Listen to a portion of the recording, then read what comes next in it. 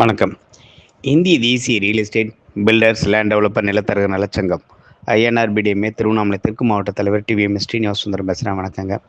இன்றைய தினம் திருவண்ணாமலை அண்ணாமலை ராசி உலகத்திற்கு எல்லாருக்கும் நல்லது நடக்கும் என சொல்லிக்கொண்டு, ஒரு ஹாஸ்பிட்டலில்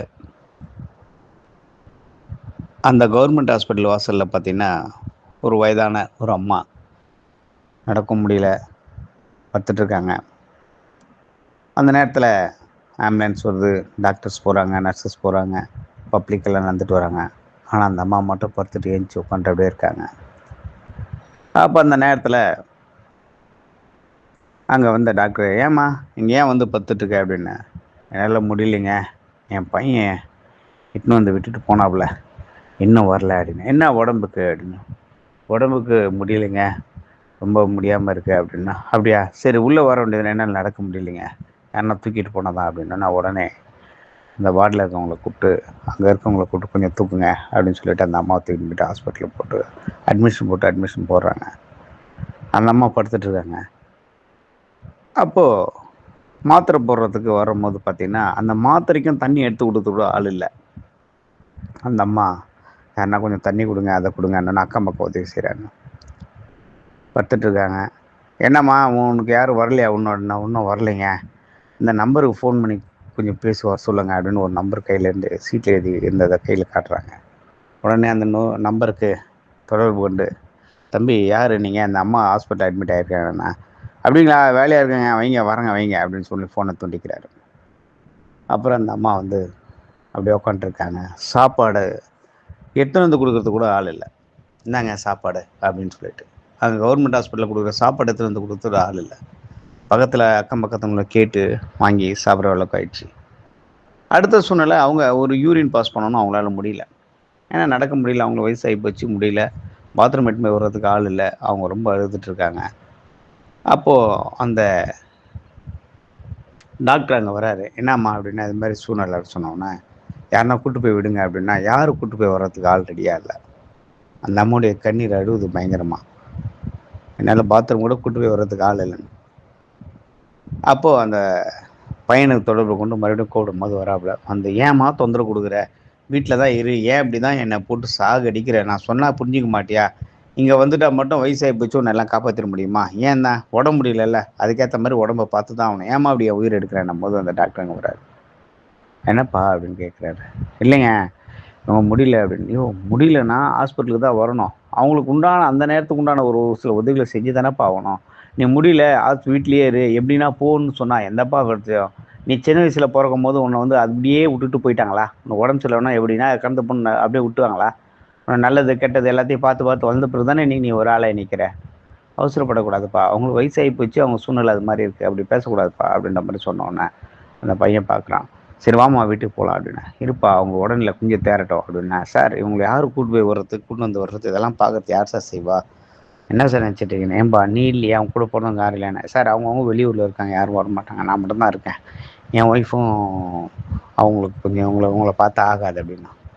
ஏன்பா இருக்கிறது வயசானவங்க, இவங்கள பார்த்து ஆகாதுன்னு சொல்கிறியப்பா, அது தப்பு இல்லைப்பா அப்படின்ற மாதிரி அந்த டாக்டர் சொல்கிறாரு. உடனே சரி சரின்ட்டு இந்த பையனை கூப்பிட்டு போயிட்டு ஹாஸ்பிட்டலில் அட்மிட்டாக பாத்ரூம்லாம் பண்ணி எல்லாம் க்ளீன் பண்ணி விட்டுட்டு வந்து படுக்க வச்சுறாரு.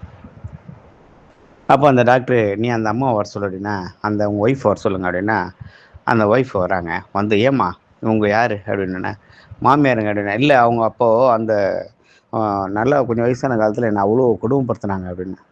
அப்படி இல்லைன்னு நினைக்காதம்மா, உன்னை குடும்பப்படுத்தினாங்கன்றதை மட்டும் நீ பேசிகிட்டு இருக்க, அது கிடையாது. இப்படி இருன்னு சொன்னது உனக்கு குடும்பப்படுத்தின மாதிரி இருந்திருக்கும். ஒரு வீட்லேயும் ஒரு மாமியார் வந்து உனக்கு அம்மா மாதிரிம்மா, அவசரப்படக்கூடாது, கோவப்படக்கூடாதுமா அப்படின்னு இந்த டாக்டர் சொல்கிறார். இல்லை சார் என்ன அது மாதிரி பண்ணாங்க, அது மாதிரி பண்ணாங்க, அதனால் அவங்கள எனக்கு பிடிக்காது அப்படின்னு. இனி ஒரு காலகட்டத்தில் அவங்க இன்னும் எத்தனை நாள் இருப்பாங்களாம் தெரியாதும்மா, இருக்கிற வரைனா மனுஷங்களை மதிப்போம்மா, அவங்க என்ன பண்ணது கூட ஒரு தப்பாக கூட இருக்கலாமா, போம்மா சொல்கிறத கேளுமா அப்படின்னு. இந்த அம்மா அதெல்லாம் கேட்டுட்டு வயசான மருமக அங்கே வர வந்தோடனே கையெடுத்துக்குமா, என்னை மன்னிச்சுக்குமா, உன் நல்லதுக்கு நான் சொன்னது உனக்கு தப்பாக தெரியுதா, என்னை மன்னிச்சுக்குமான்னு அந்த வயசான நம்ம கையெடுத்து கும்பிட்றாங்க.